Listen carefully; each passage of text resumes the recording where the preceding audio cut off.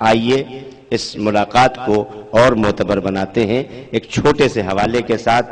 شاید سن 1999 یا 2000 کی ایک شام ہے، نہیں اس سے قبل کا بھی واقعہ ہے.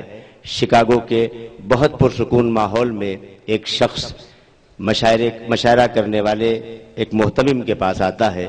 بہت دولت مند ہے، بہت صاحب حیثیت ہے، بہت ادب سے کہتا ہے کہ ہمیں تھوڑا سا وقت ایک شاعر کے لیے چاہیے کہ میں اپنے گھر پر چائے پلوا سکوں.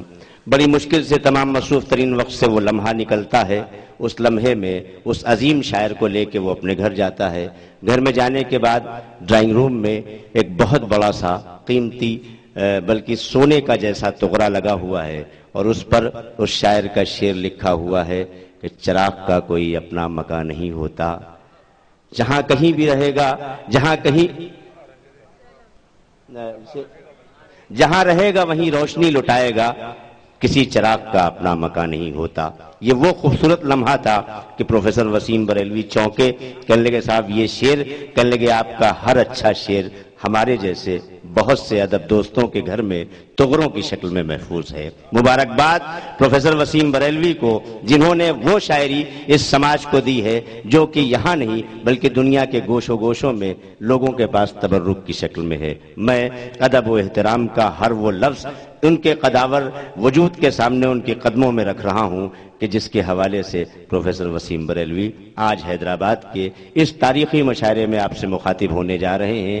گیت، غزل، جس صنف سخن پر چاہیے جناب وسیم بریلوی سے گفتگو کیجئے اور ان کے اشعار سنیے. زوردار استقبال کیجئے جناب پروفیسر وسیم بریلوی سے. میں بہت احترام کرتا ہوں آپ کی موجودگی کا کہ آپ ابھی تک مشاعرے میں موجود ہیں. حقیقت یہ ہے کہ ہمیں پڑھنے کو اس وقت ملتا ہے جب نہ آپ میں سننے کی سکت رہ جاتی ہے اور نہ ہم میں پڑھنے کی.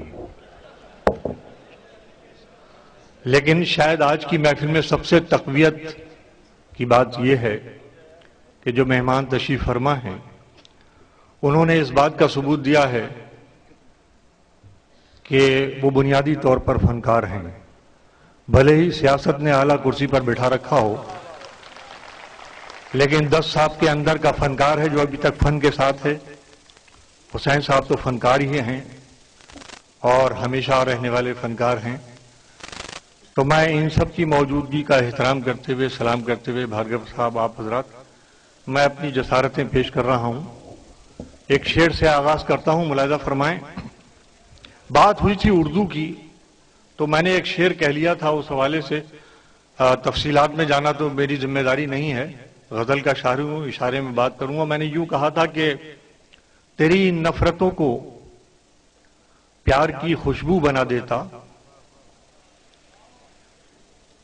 بس یہیں سے لگے کہ مجھے کتنا پڑھنا ہے کہ تیری ان نفرتوں کو پیار کی خوشبو بنا دیتا. میرے بس میں اگر ہوتا تجھے اردو سکھا دیتا.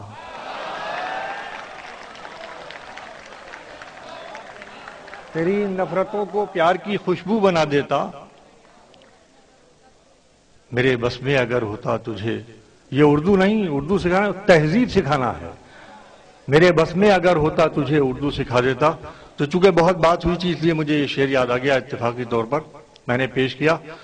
چونکہ اس ٹی وی کے ذریعے ادھر کلام پڑھتے ہیں، ادھر شہر میں پہنچتے ہیں، لوگوں کو مصرے یاد ہو جاتے ہیں، شعر یاد ہو جاتے ہیں. تو کوشش کروں میں کہ بالکل نئے 2-3 شعر سنا دوں، پھر اس کے بعد اپنی اوقات پر آتا ہوں. ملاحظہ فرمائیں، یہ بالکل نئے شعر آپ کی خدمت میں پیش کر رہا ہوں کہ کہیں قطرے کی غمخواری کرے ہے. اب یہ حیدرآباد ہے، میرے چند شعر کے کہیں قطرے کی غمخواری کرے ہے، سمندر ہے اداکاری کرے ہے. کہیں قطرے کی غمخواری کرے ہے، سمندر ہے اداکاری کرے ہے. اور ایک مضمون ملاحظہ فرمائیے، سمندر ہے اداکاری کرے ہے، کوئی مانے نہ مانے اس کی مرضی. یہ دیکھیے پوری ویوستھا کے نام دے رہا ہوں. تو ملاحظہ، سمندر ہے اداکاری کرے ہے، کوئی مانے نہ مانے اس کی مرضی، مگر وہ اداکاری کرے ہے. کوئی مانے نہ مانے اس کی مرضی، مگر وہ حکم تو جاری کرے ہے، مگر وہ حکم تو جاری کرے ہے، نہیں لمحہ بھی جس کی دسترس میں۔ میرے عزیزو، اس وقت تک آپ بیٹھے ہیں تو آپ کی ذمہ داریاں اور بڑھ گئیں، اس لیے کہ آپ شعر کے قدردان ہیں، سمجھنے والے ہیں، اور آپ جانتے ہیں کہ میں جس طرح کی شاعری پیش کرتا ہوں۔ ملاحظہ فرمائیے کہ نہیں کوئی مانے نہ مانے اس کی مرضی، مگر وہ حکم تو جاری کرے ہے، نہیں لمحہ بھی جس کی دسترس میں، نہیں لمحہ بھی جس کی دسترس میں، وہی صدیوں کی تیاری کرے ہے۔ نہیں لمحہ بھی جس کی دسترس میں، نہیں لمحہ بھی جس کی دسترس میں، وہی صدیوں کی تیاری کرے ہے۔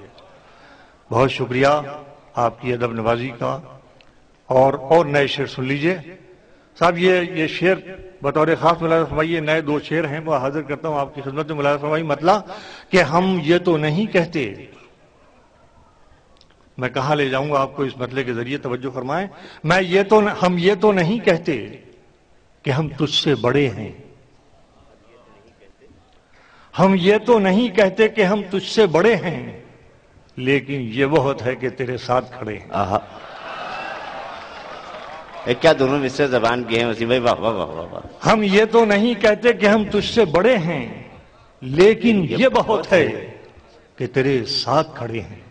لیکن یہ واقعہ یہ ہے کہ آپ لوگ غزل کے محافظ ہیں، جس طرح سے آپ نے مطلع سنا ہے، ہم یہ تو نہیں کہتے کہ ہم تجھ سے بڑے ہیں، لیکن یہ بہت ہے کہ تیرے ساتھ کھڑے ہیں، یہ بات تو اس باغ کے حق میں نہیں جاتی۔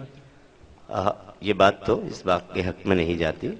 ثبوت دے کہ میرا شعر آپ تک پہنچا گا۔ یہ بات تو اس باغ کے حق میں نہیں جاتی، کچھ پھول بھی کانٹوں کی حمایت میں کھڑے ہیں۔ ہائے ہائے ہائے، یہ بات تو اس باغ کے حق میں نہیں جاتی، کیا کہنے بھائی، واہ واہ واہ۔ یہ بات تو اس باغ کے حق میں نہیں جاتی، یہ بات تو اس باغ کے حق میں نہیں جاتی، کچھ پھول بھی کانٹوں کی حمایت میں کھڑے ہیں۔